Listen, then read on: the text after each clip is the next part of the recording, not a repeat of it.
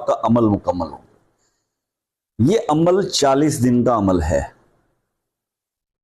और 21 दिन सिर्फ खवातीन के लिए, 40 दिन मर्द हजरात के लिए। 21 दिन के अंदर आप जब ये पीरियड करते हैं, इस तरह से करेंगे तो फिर मतलब ये पर्सनल ऑब्जर्वेशन की बात बता रहा हूं कि ये खुद मतलब ये चीजें ऑब्जर्व की, मैंने अपनी ऑब्जर्वेशन में अमल करवाया और वो चीजें जाहिर हुई हैं। तो आप ये करें, इंशाल्लाह आपको रूहानी पावर्स हासिल होंगी। अब इन चीज़ों को, इनकी हैंडलिंग, या ये फ़र्ज़ करें आपके घर में चीज़ें आ गई और इसका जो तरीक़ेकार जो ऑब्जर्वेशन में आया, मिसाल के तौर पर जिनके साथ ये वाक़या हमने, जिनको ये अमल दिया, तो उसके घर में हो क्या रहा था। खातून बताती हैं कि